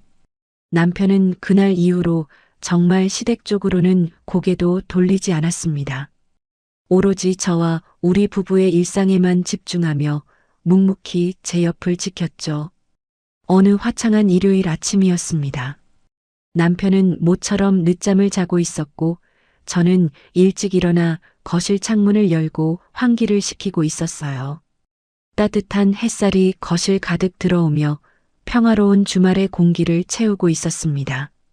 그때 띵동하고 고요함을 깨는 초인종 소리가 울렸습니다. 경비실에서 택배가 왔나 싶어 인터폰 화면을 들여다본 저는 순간 숨을 멈추었습니다. 화면 속에는 헝클어진 머리에 초점 없는 눈을 한 시어머니가 서 계셨거든요. 평소 외출하실 때면 화려한 옷차림에 화장을 짙게 하시던 분이 스킨 로션도 바르지 않은 푸석한 맨얼굴이었습니다. 도대체 이 아침에 무슨 일로 여기까지 오신 걸까요? 남편이 곁을 떠나자 화를 주체하지 못하고 저에게 따지러 오신 건가 싶어 온몸에 신경이 곤두섰습니다. 저는 깊은 심호흡을 한 번 하고 천천히 현관문을 열었습니다. 철컥 소리와 함께 문이 열리자 현관 앞에 서 계신 시어머니의 모습이 한눈에 들어왔습니다. 화면으로 보던 것보다 훨씬 더 야위고 작아진 모습이었습니다. 고작 3달 만에 10년은 폭삭 늙어버린 사람 같았어요. 시어머니의 거칠어진 손에는 동네 편의점 로고가 찍힌 작은 비닐봉지 하나가 들려 있었습니다. 제가 팔짱을 낀 채 가만히 서 있자 시어머니가 떨리는 손으로 그 비닐봉지를 제 앞으로 쑥 내미셨습니다. 봉지 안에는 제가 평소에 참 좋아하던 노란색 바나나 우유 2개가 들어 있었습니다. 하알이나. 시어머니의 목소리는 잔뜩 쉬어 있었고 금방이라도 바스러질 듯 위태로웠습니다. 너 이거 참 좋아했잖니? 달달한 거 좋아해서 밥 먹고 나면 항상 이거 찾았던 거 기억나서 오는 길에 사왔다. 그 바나나 우유를 보는 순간 제 가슴 속에서 알 수 없는 감정이 울컥하고 치밀어 올랐습니다. 저를 쪼잔하고 돈만 밝히는 며느리라고 흉보셨지만 한편으로는 제가 뭘 좋아하는지 그 사소한 취향을 기억하고 계셨던 겁니다. 저는 비닐봉지를 받아들지도 않고 아주 건조하게 물었습니다. 여긴 아침부터 어쩐 일이세요? 그날 도연이가 한 말이 부족해서 제가 직접 욕이라도 더 먹어야 합니까? 제 차가운 가시돋친 말에 시어머니는 고개를 푹 숙이셨습니다. 그리고는 툭툭 굵은 눈물을 현관 바닥으로 떨어뜨리기 시작하셨어요. 아니다. 아니야 하리나. 내가 늙어서 노망이 났지. 내가 미쳐도 단단히 미쳤었어. 어머니가 정말 잘못했다. 정말 죽을 죄를 지었어. 시어머니는 목 놓아 우시며 갑자기 바닥으로 털썩 주저앉으시더니 제 앞에서 무릎을 꿇으려고 하셨습니다. 평생을 자존심 하나로 버티며 고개 한번 숙인 적 없던 그 꼿꼿하던 분이 며느리 발밑에 무릎을 꿇으려 한 겁니다. 저는 화들짝 놀라 황급히 시어머니의 양어깨를 꽉 잡고 일으켜 세웠습니다. 어머니, 지금 뭐 하시는 거예요? 무릎은 꿇지 마세요. 서서 말씀하세요. 저는 차갑지만 단호한 목소리로 시어머니를 부축해 벽에 기대어 서게 했습니다. 아무리 미워도 어른이 제 현관 바닥에 무릎을 꿇는 꼴은 도저히 볼 수가 없었거든요. 시어머니는 제 손에 부축을 받은 채로 엉엉 소리내어 울며 가슴속에 맺힌 말들을 쏟아내기 시작하셨습니다. 내가 다 잘못했다 하리나. 동네 아줌마들 모임에서 쓸데없는 허영심 부리느라 내 복을 내가 발로 찼어. 네가 그동안 우리 집에 해준 게 얼마나 크고 무거운 건지 돈줄이 딱 끊기고 나서야 이 미련한 늙은이가 이제야 알았다. 네가 쪼잔한 게 아니라 내가 참 못나고 쪼잔한 년이었어. 시어머니는 자신의 가슴을 주먹으로 퍽퍽 치며 통곡을 하셨습니다. 평생을 반찬 냄새 맡아가며 너 하나 훌륭하게 키워내신 내 친정엄마를 내가 감히 무시했어. 시장 바닥에서 장사한다고 함부로 입을 놀린 거, 그건 내가 정말 천벌받을 짓이다. 네가 뼈 빠지게 고생해서 800만 원이나 들여 좋은 구경시켜줬는데 비즈니스석이 좁다느니 숙소가 구리다느니 그 미친 소리를 짓거린 내 입을 확 꿰매버리고 싶다. 시어머니의 입에서 제가 그토록 듣고 싶었던 그 모든 상처의 진실들이 낱낱이 해부되어 나오고 있었습니다. 자신의 잘못을 두루뭉술하게 넘어가는 게 아니라 아주 구체적이고 뼈아프게 본인의 입으로 직접 인정하고 계셨죠. 하리나, 네가 처음 우리 집에 인사 오던 날 어머니 친딸처럼 잘할게요 하던 내 그 예쁜 얼굴이 매일 밤 꿈에 나와서 나를 괴롭힌다. 내가 미쳤지, 내가 미쳤어. 돈이 아쉬워서 이러는 게 아니야. 도연이가 발길 끊겠다고 해서 무서워서 이러는 것도 아니야. 그냥 내 진심을 시궁창에 처박은 내가 너무 밉고 원망스러워서 견딜 수가 없어서 왔어. 용서해달라는 염치 없는 소리도 안 할 테니까 내 사과 한 번만, 제발 한 번만 받아다오.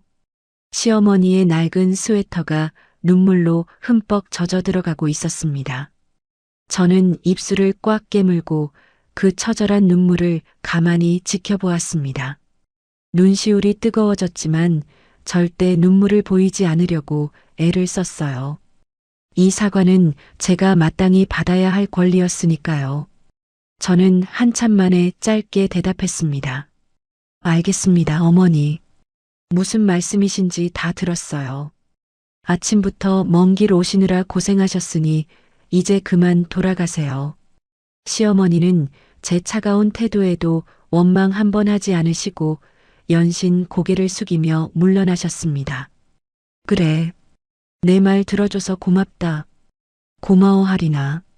돌아가는 시어머니의 굽은 등을 보며 저는 현관문을 천천히 닫았습니다. 손에 들려있는 바나나 우유 2개가 오늘따라 유난히 무겁게 느껴졌습니다. 그리고 며칠 뒤 평일 저녁이었습니다.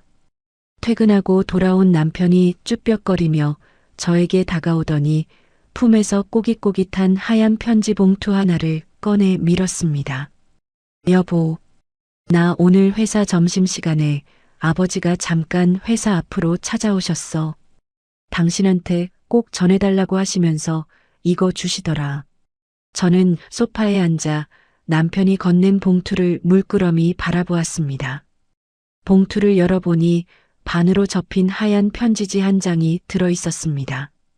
그 안에는 초등학생이 쓴 것처럼 삐뚤빼뚤하고 투박한 글씨가 빽빽하게 적혀 있었습니다.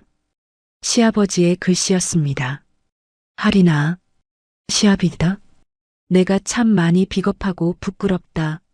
내 시어미가 내 흉을 볼 때 꾸짖지는 못할 망정 옆에서 웃고 떠든 못난 애비다.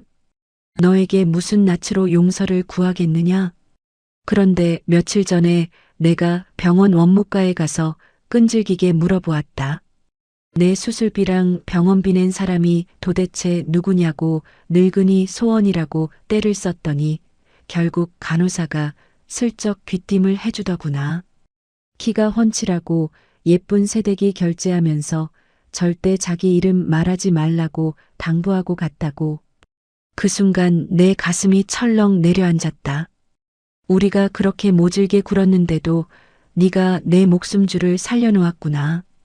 독지가가 너라는 사실을 알고 나서 내 시어미와 나는 병원 바닥에 주저앉아 펑펑 울었다. 참으로 고맙고 참으로 미안하다. 네가 보내준 그 따뜻한 마음 내가 죽을 때까지 잊지 않으마. 우리 아들 도연이 곁에 네가 있어서 참 다행이다.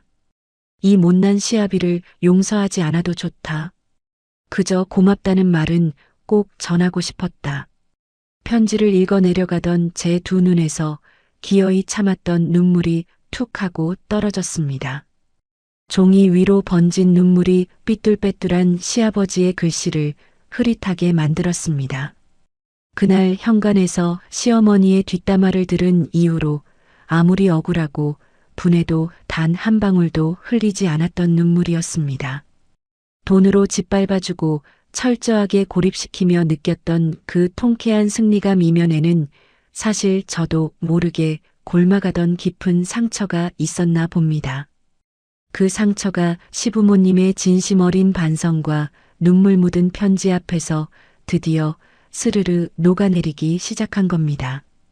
남편은 조용히 다가와 우는 제 어깨를 말없이 감싸 안아주었습니다. 저는 남편의 품에 얼굴을 묻고 한참을 소리내어 엉엉 울었습니다. 이 눈물은 단순히 시부모님을 향한 용서의 눈물이 아니었습니다. 그동안 상처받지 않으려고 독하게만 버텨왔던 저 자신을 향한 위로이자 지독했던 조용한 전쟁이 드디어 끝났음을 알리는 마침표였습니다. 시아버지의 편지를 받고 펑펑 울었던 그날 밤 이후로 우리 부부의 일상은 아주 평온하게 흘러갔습니다. 물론 제가 시부모님의 사과를 받았다고 해서 그날로 당장 시댁으로 달려가 화해의 포옹을 한 건 아니었어요. 저는 남편을 통해 시부모님께 제 뜻을 아주 분명하게 전했습니다. 사과는 잘 받았고 아버님 병원비는 더 이상 마음 쓰지 않으셔도 된다고 전해. 하지만 제가 두 분을 예전처럼 편하게 뵙기까지는 시간이 아주 많이 필요할 것 같아. 당분간은 저를 찾지 말아달라고 말씀드려. 남편은 제 결정을 존중하며 묵묵히 고개를 끄덕였습니다. 알았어. 당신 마음 다칠까봐 무리해서 강요하고 싶은 마음 나도 추호도 없어. 시간이 얼마가 걸리든 당신 편할 대로 해. 그렇게 또다시 석 달이라는 시간이 훌쩍 흘렀습니다. 그 석 달 동안 참 많은 것들이 변하기 시작했습니다. 남편은 퇴근하면 무조건 집으로 곧장 들어와 저와 함께 저녁을 준비하고 집안일을 나누어 했어요. 주말이면 제 눈치를 보며 본가에 가자는 말도 일절 꺼내지 않았죠. 무엇보다 가장 크게 변한 건 시부모님이었습니다. 시어머니는 그렇게 좋아하시던 동네 아줌마들 모임에 발길을 뚝 끊으셨다고 해요. 허영심에 찬 말들로 남을 깎아내리고 자신을 포장하던 그 알량한 체면을 완전히 내려놓으신 겁니다. 대신 동네 복지관에 다니시며 조용히 소일거리를 찾으신다고 들었어요. 시아버지는 텃밭에서 직접 기르신 상추며 고추를 꼼꼼하게 포장해서 남편 편으로 종종 보내오셨습니다. 반찬가게 딸이라고 무시하셨던 분이 이제는 며느리 먹이겠다고 손수 흙 묻은 채소를 다듬어 보내시는 걸 보니 참 기분이 묘하더군요. 그리고 시누이 역시 한동안 저에게 원망 섞인 문자를 보내더니 자기 부모님이 저에게 쩔쩔매는 꼴을 보고는 쥐죽은 듯 조용해졌습니다. 이 모든 변화를 가만히 지켜보며 저는 서서히 굳게 닫혔던 마음의 문을 열기 시작했습니다. 자신이 가진 경제력으로 상대를 굴복시키는 통쾌함도 좋았지만 진짜 성숙한 승리는 건강한 관계를 다시 정립하는 것이니까요. 찬바람이 쌩쌩 부는 겨울이 찾아온 어느 날이었습니다. 주말 저녁을 먹고 남편과 귤을 까먹으며 텔레비전을 보던 중이었죠. 저는 무심하게 툭 한마디를 던졌습니다. 여보, 이번 연말에 어머님 아버님 모시고 제주도나 2박 3일 다녀올까? 제 말에 귤을 삼키던 남편이 사례가 들려 캑캑거리며 놀란 눈으로 저를 쳐다보았습니다. 콜록콜록. 여보, 너 지금 진심이야? 제주도 여행을 가자고? 저는 여유롭게 귤껍질을 벗기며 웃었습니다. 응. 대신 이번에는 비즈니스석도 없고 스위트룸도 없어. 그냥 평범한 패키지 여행으로 갈 거야. 그리고 가기 전에 두 분께 꼭 전달해야 할 조건이 하나 있어. 남편은 침을 꿀꺽 삼키며 긴장한 얼굴로 물었습니다. 조건? 그게 뭔데? 여행 다녀와서 나한테 고마웠다 한마디 해주시는 거. 그거 하나면 돼. 남편의 눈시울이 순식간에 붉어지더니 제 손을 덥석 잡고 아이처럼 엉엉 울기 시작했습니다. 그렇게 우리 부부는 시부모님을 모시고 겨울 제주도로 떠나게 되었습니다. 공항에서 석 달 만에 다시 만난 시부모님은 제 눈치를 보시느라 안절부절 못하셨어요. 제가 먼저 다가가 밝게 인사를 건넸습니다. 어머니, 아버지, 그동안 건강하셨어요? 시어머니는 제 인사에 눈물을 글썽이며 제 두 손을 덥석 잡으셨습니다. 그럼 우리 며느리가 이렇게 여행까지 보내주는데 아플 때가 어디 있겠니? 정말 고맙다. 가기 전에 꼭 말하고 싶었어. 진짜 고맙다, 하리나. 우리 며느리 최고다. 비즈니스석이 아니어도 특급 호텔이 아니어도 시부모님은 여행 내내 아이처럼 기뻐하시며 연신 제게 고맙다는 말을 아끼지 않으셨습니다. 더 이상 며느리의 돈을 당연하게 여기지 않고 그 안에 담긴 정성을 볼 줄 아는 진짜 어른이 되신 겁니다. 그날의 통쾌하고도 아팠던 조용한 전쟁은 이렇게 막을 내렸습니다. 마지막으로 어제 퇴근길 차 안에서 있었던 일입니다. 신호 대기 중에 핸드폰이 징하고 울려 화면을 보니 시어머니가 보낸 문자 메시지 한 통이 도착해 있었습니다. 하리나, 오늘 날씨가 몹시 춥단다. 출근할 때 꼭 따뜻한 목도리 하고 다녀라. 사랑한다. 저는 그 문자를 읽으며 픽하고 가벼운 웃음을 터뜨렸습니다. 결혼하고 2년 만에 처음으로 받아보는 다정한 안부 문자였거든요. 저는 조수석에 둔 가방을 한번 쓱 쳐다보고는 다시 앞을 향해 힘차게 엑셀을 밟았습니다. 무조건 참는 며느리, 착한 며느리가 대접받는 시대는 지났습니다. 존중받지 못하면 언제든 미련 없이 떠날 수 있는 사람.